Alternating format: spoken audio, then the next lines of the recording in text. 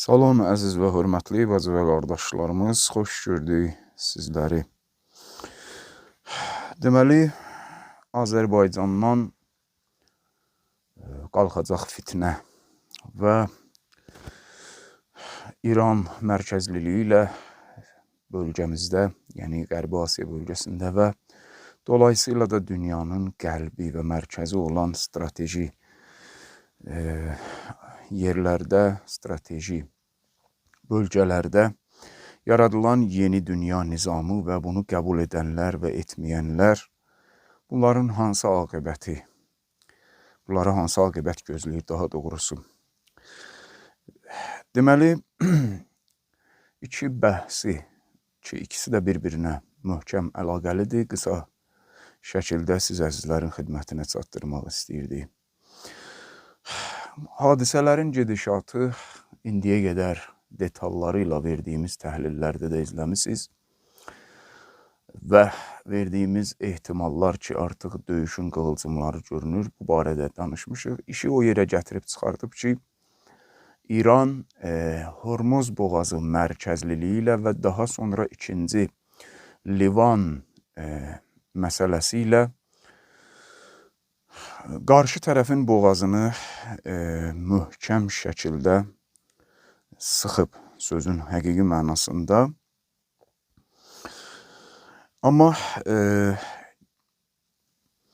elə bu kontekstdə məsələyə baxsaq, bütün dünya artıq bugün hətta böyük şeytan Amerika, yəni qarşı tərəf düşmən cəbhəsinin mərkəzliyi, Amerikanın öz müttəfiqləri də qərbli, şərqli bir artıq Hormuz boğazında İranın emal etdiyi rusum ödəmə və İranın icazəsi ilə Hormuz boğazını keçmə qanunlarını müzakirə edib İranla razılaşmaq üçün İranın qapısına gəlirlər və bu da artıq dünyanın, hətta yenə də deyirəm, Amerikanın öz müttəfiqlərinin bu hakimiyyəti qəbul etməsidir. Yeni rəhbərimiz İmam Seyyid Muştaba Xameneyinin də bəyanatlarında tez-tez Hormuz boğazı rıçaqına təkidlə işarə vurması da boşuna deyil. Və bu fonda məsələyə baxsaq, artıq İran qarşı tərəfə istəyir hərbi arenada, istəyir kəşfiyyat arenasında, istəyir iqtisadi və siyasi arenada oyununu elə qəbul elətdirib ki, qlobal səviyyədə bundan sonra artıq ölkələr yavaş-yavaş İranın gətirdiyi yeni dünya nizamını qəbul edənlər və bununla da müvəffəqiyyətə dediyimiz sektorlarda, hərbi, siyasi, diplomatik, iqtisadi və təhlükəsizlik sektorlarında çatan ölkələr olacaq və qəbul etməyənlər bu sektorlarda özlərini böyük uçuruma doğru aparacaqlar. Necə ki, şəhid rəhbərimiz bir neçə il bundan öncəki çıxışında, hətta Qarabağ məsələlərindən sonraki məsələlər ki, gündəmdə idi, qaynar məsələlər idi. Onda çıxışlarının birində ki, biz bağlanan kanalımızda da təhlil etmişdik, vurğu vurmuşdu ki, Amerika və İsrailin çürümüş ipi ilə quyuya düşənlər artıq bilinəcək və kim onların çürümüş ipindən yapışsa quyuya düşəcək və xilas ola bilməyəcəklər. Bu fonda biz baxırıq ki, bu qəbul edilmiş artıq düzəndə və Amerika və İsrailin son çapalayışlarını, son əl-qol atmalarını etdiyi düzəndə Çin və Rusiya İranın elə əsas əməkdaşları və həmkarları olmaqdan əlavə bu düzənin İran xeyrinə tamamlanmasını yekdilliklə qəbul edir və dünya arenasında beynəlxalq təşkilatlarda bunu qəbul etdirməyə çalışırlar. Həm Hormuz rıçaqını, həm də artıq Livan məsələsini. Bunların kənarında Oman da artıq bu məsələyə Oman bilirsiniz də dəfələrlə danışmışıq. Yəməndən sonra ərəb ölkələri içərisində sabit qədəm və müstəqil siyasət yürütməyə meyilli olan bir ölkədir və İran İslam Respublikası və bölgənin qonşuluq həqiqətlərini əvvəlcədən bu reallıqları qəbul etmiş bir ölkədir və bir sözlə digər ərəb liderləri və digər ərəb ölkələri kimi satılmış formada hərəkət etmir və bu da təsadüfi deyil ki, İran İslam Respublikası ilə Oman hər gün demək olar ki, siyasi diplomatik səviyyədə və təhlükəsizlik səviyyəsindəki görüşlərini intensivləşdirir ki, Oman dənizi və Hörmüz boğazı, yəni bu territoriyanın artıq kontrolunu rəsmiləşdirirlər. İkili bölüşdürməklə. Buna görə də Amerika Birləşmiş Ştatları Omana da hədə qorxu gəlirdi. O qırmızı donuz Trump. Bunlardan əlavə, amma digər ərəb ölkələri içində bu 40 günlük döyüşə qədər heç bir ərəb ölkəsi təsəvvür etmirdi və Trump'ın hətta bir dəfə boynuna aldığına görə bu döyüş əsnasında ki, biz gözləmirdik ki, geniş miqyaslı və İran həqiqətən də regional alova çəkəcək regionu. Digər ərəb ölkələri Trump gözləmirdisə, onun qulu olan və onun müəyyən yerindən Trump'ın dili ilə desək öpən ərəb səfeh hakimiyyətləri heç gözləmirdilər. Amma bu düzən oturuşduqca biz görürük ki, Qətər və Səudiyyə Ərəbistanı da artıq İranla daha çox koordinasiyalı işləməyə meyilləniblər. Bunların içərisində qalır cırtdanlar. Həmişə bilirsiniz də belə bir misal var. Boş qazan çox danqıllayar. Qarışqanın filin üstünə necə deyərlər, filə rəcəz oxuması, meydan oxuması kimi. Hələ də ayılmayanlar və ya müxtəlif səbəblərdən, qorxudanmı, ya hansı səbəbdənmi ayılmaq istəməyənlər qalıb ki, köksüz ölkələrdir və bir zamanlar İranın, Böyük İran sivilizasiyasının tərkib hissəsi olan Küveyt kimi, Bəhreyn kimi ölkələrdir və Birləşmiş Ərəb Əmirlikləri ki, əmirliklərdən ibarət qoca tülkü İngilis tərəfindən təsis olunmuşdu. Təqribən 14, 15, 16-cı əsrlərdən sonra. Hər halda bilirsiniz də, İran da dünən biz Telegram kanalımızda da xəbərini yerləşdirdik. İran yavaş-yavaş Telegram kanalımızın da həmişə olduğu kimi adlıq şərh bölməsində abunə ola bilərsiniz. Linkini yerləşdiririk kommentlər bölməsində də. Daha çox abunə olub paylaşmağınızı xahiş edirik sizdən ki, intensiv və operativ xəbərlərdən hər kəs xəbərdar olsun. Bəli, orada da paylaşdıq. İran artıq Birləşmiş Ərəb Əmirliklərində o Qərqaşi ki var, Əbu Dabinin lideri, onun sənədlərini açır. Mossadın və Mamad təşkilatının, Mossadın bir qolu olan təşkilatın seçdiyi adam olduğu sənədlərini açır. İran da bunu beynəlxalq arenada elə belə açmır. İran bilirsiniz ki, dünyada bəlkə də birinci yerdədir müəmma və gizlilik və çaşdırıcılıq şahmat oyunu üzrə, siyasi oyun üzrə.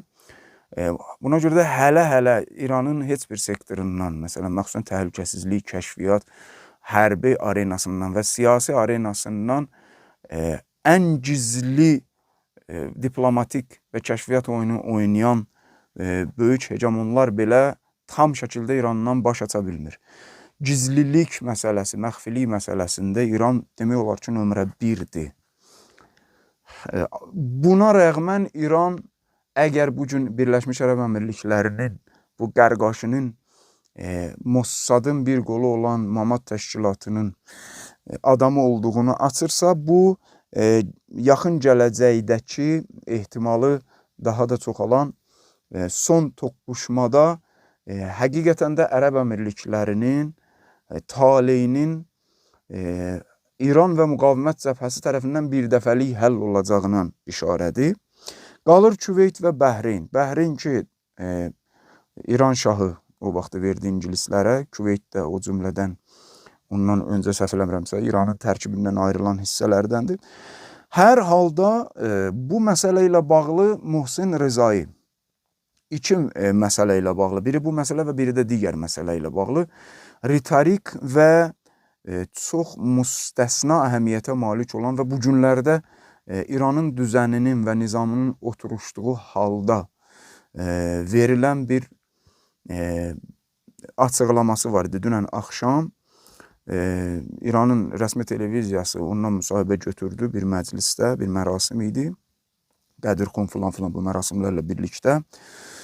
Orada 2 dənə ritorik və gələcəkdə artıq bu məxsusən Küveyt və Birləşmiş Ərəb Əmirliklərinin taleyinin hansı tendensiya üzrə həll olacağına bir işarə verən açıqlama var idi. Birincisi onların ağaları, onları kontrol edən Böyük Şeytan və Siyonist rejimin taleyi barəsində açıqlama verirdir ki, artıq bu həmin Mohsen Rza idi ki, deyirdi Amerikanın o sözdə blokadasına dözməyəcəyik. İş ora tərəf sürətlə gedir və İran, mən yenə də deyirəm, böyük bir sürpriz gözləyirəm ki, Amerika elə bir sürpriz ki, Amerika bundan sonra dünyada blokada etmək fikri zehinlərinə gələndə qorxusun, vəhşətə gəlsin. Bu, həmin blokada məsələsini açıqlayan Mohsen Rza idi ki, birinci açıqlamasında dünən deyir ki, gecə ikinci ağır şillə ehtimalı var Amerika və Siyonist rejimə və bu ehtimal getdikcə güclənir. Əgər İranın dediyi şərtləri qəbul etməsələr. İranın dediyi şərtlər Hörmüz boğazı əsasdır, Lübnan, yəni Livan əsasdır və İsrailin getdikcə intensiv şəkildə çarəsizliyini gizlədə bilmədiyi şəkildə daxili və xarici çatlarının böyüməsi və ələyaq çalması, ora-bura daha çox saldırması və hücum etməsi bu şillənin yaxınlığını çox yaxın olduğunu artıq bizə deməyə əsas verir, yəni böyük ehtimaldır. Və ikinci ritorik və müstəsna açıqlaması bayaq dediyimiz bu düzəni qəbul etmək istəməyən Ərəb Əmirlikləri, o balkonqarın şeyxlər və Küveyt barəsindədir. Çünki bilirsiniz, son günlərdə Sepah Küveytdə olan Amerikanın bazalarını çox ağır şəkildə vurdu. Çox ağır şəkildə vurdu. Deməli, bunlar barəsində nə deyir? Sərhədləri dəyişə bilər bunların. Küveyt İraqın tərkibinə keçməlidir və Ərəb Əmirlikləri də Əbu Dabi məxsusən keçməlidir Ərəbistanın. Nə üçün bu açıqlamanı verir? Mohsen Rza deyir ki, biz görürük ki, Ərəbistan və biz bayaq dedikdə sizə, Ərəbistan və Qətər belə deyildən Lord dildə desək, ağıllanıblar. Bölgədə qonşuluq siyasəti və İranın qoyduğu yeni nizamı qəbul etmək üzrə hərəkət edirlər. Bu istiqamətdə, ən az zahirdə siyasi baxımdan da olsa biz görürük bunu. Və deyir ki, Küveyt və Ərəb Əmirlikləri hələ də Amerika və İsrailin onları hansısa yolundan təmin edə biləcəyi və xilas edə biləcəyini düşünürlər. Və onlar məgər bilmirlərmi ki, bax belə deyir, bunlar bu qədər şuursuz və axmaqdırlar, bilmirlərmi ki, İsrailin böyük İsrail planı var və yeni yaxın şərq planı var və bu yaxın şərq planına əgər bunlar razıdırlarsa İsraillə, onda gərək əmirliklər Ərəbistanın iddiasını qəbul eləsin. Çünki Ərəbistan deyir ki, Əbu Dabi bizimdir. Və Küveyt də gərək İraq xalqının əksəriyyətinin iddiasını qəbul eləsin ki, Küveytin o adası, ki o məşhur ada var, o bizə xasdır. O Bubiyan adası, səhv eləmirəmsə adı belə olmalıydı. Deyir ki, o ada bizə xasdır. İraqın əksəriyyəti deyir, bəli, İraq ərazisində İraqlıların oradan keçidləri var. Həqiqətən İraq, demək olar İraq ərazisidir. Bu böyük bir ritorikadır. Yəni, 2 dənə ritorika atır. Onların ağalarına şillə ehtimalı böyüdür və quyruq bulayanlara da bir mesaj. Amma gələk Azərbaycan fitnəsinə, bunun da xəbərini Telegram kanalımızda yerləşdirdik bugün. Mən bu xəbəri görən kimi CNN bu xəbəri verdi. CNN birisi məşhur və dünyada çalışır özünü mötəbər göstərsin və əksər vaxt doğru xəbərləri yayımlayır ki, Amerikanındır, Amerikanın mənafeyinə xidmət etsə də və səhv eləməmsə demokratlara aiddir. Ona görə həm partiya baxımından, həm belə Amerikanın çehrəsi baxımından çalışır bəzən çox vaxt doğru xəbərləri də göstərsin, düzdür, içəridə arada öz zəhərini atır. Amma yəni öz necə deyərlər, jestini qorumaq üçün. Birdən-birə mən bu xəbəri eşidən kimi ağlıma gələn bir məsələ var. Birdən-birə xəbər verir ki, iddia edir ki, İsrail İrana qarşı müharibə zamanı Azərbaycana qoşun, yəni qüvvələr göndərib. İranla müharibə zamanı İsrail gizli şəkildə xüsusi hərbi və kəşfiyyat qüvvələrini Azərbaycan Respublikasına göndərdi. Bu addım İsrailin İrana qarşı yaxın şərq planı üçün İsrail bazaları və əməliyyat mövqelərindən ibarət gizli şəbəkə yaratmaq səylərinin bir hissəsidir. Fikir verin bu xəbərə, görün hansı zamanda bu xəbər verilir. Bu xəbərin diqqət eləyin, gəlin sizə bunun təhlilini daha yaxşı analiz edə bilmək üçün bu məsələni bir misal, həmişə vurduğum bir misal var idi. Biz izləyənlər bilər, onu nəzərinizə çatdırım. İran rəsmiləri, rəsmi, bəzən qeyri-rəsmi şəkildə elə belə demirlər şirin quyruğu ilə oynamaq. Biz həmişə bir misal vururduq. Deyirdik, bu dəqiqə İranın vəziyyəti bu son illərdə artıq ki, hadisələr qızışır. Bir şir misalındadır ki, çaqqallar və kaftarlar onun üzərinə hücum çəkir ki, onun əlində olan o qiymətli ovunu əlindən alsınlar və ona zərbə vursunlar. Və deyirdik ki, şir bunların bir samballısının birindən yapışan kimi o birisilər o tərəfdən şirin diqqətini yayındırmaq üçün 1000 dənə hoqqadan çıxırlar. Belə bir misal vururduq həmişə.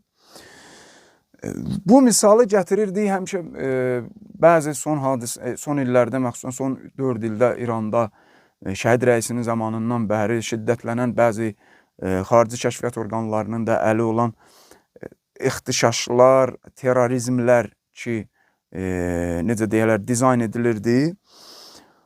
Orada həmişə biz bir misal çəkirdik. Deyirdi, bu hadisələr ki, dizayn edilirdi İranın qərbindən, Kürdistan iqlimindən, həşərat kimi o terrorçuları İranın daxilinə salıb içəridə ixtişaşlarla birlikdə terror hadisələri yaradıb, beləliklə hakimiyyəti dizə gətirib, kənardan da, çöldən də özləri hücum edib, hakimiyyəti devirmək istəyirdilər və içəridə xalq içində ixtişaş, parçalanma və daha sonra ərazi parçalanması yaratmaq istəyirdilər.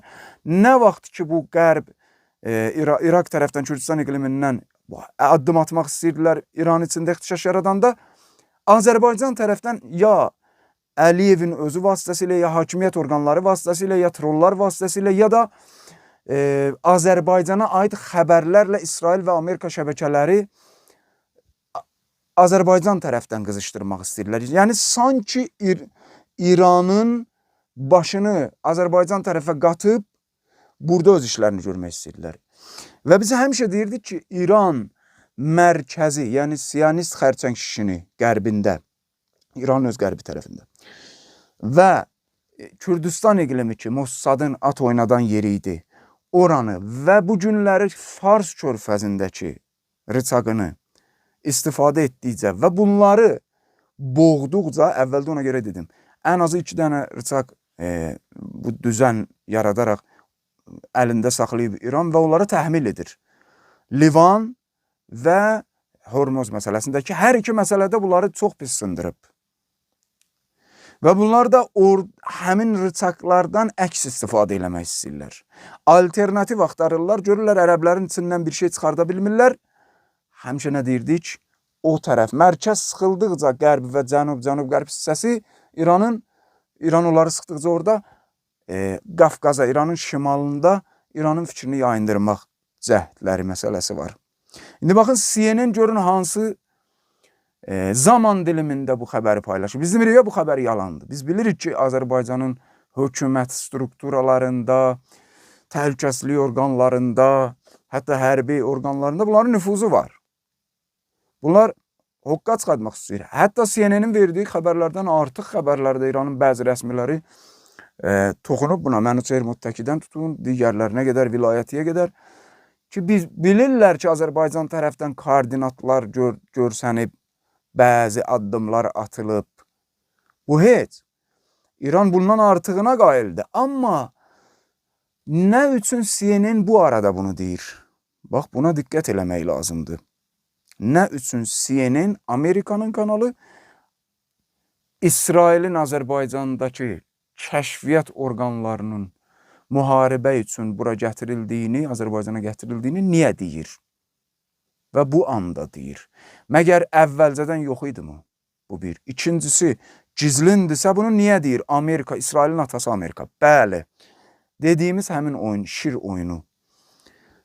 Kaftarların bu dəstəbaşıları İranın qərb tərəfində, Kürdistan iqlimində, Siyonist rejim, Ərəbistan ölkələrində və artıq Körfəzdə, Fars Körfəzi tərəflərində boğazları Hörmüz başda olmaqla sıxılır.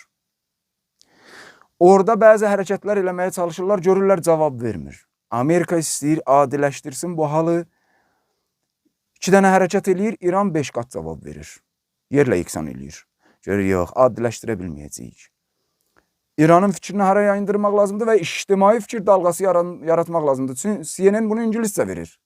CNN sonra türkcə tərcümə edir. CNN sonra Azərbaycanca tərcümə edir. Və bunların haqqı müdafiə etmək istəyir kimi görünən trolları müxtəlif qərb ölkələrində, Azərbaycan dilində, Türkiyə dilində də başlayırlar ki, bu xəbəri şişirtməyə. CNN bu xəbəri verdi.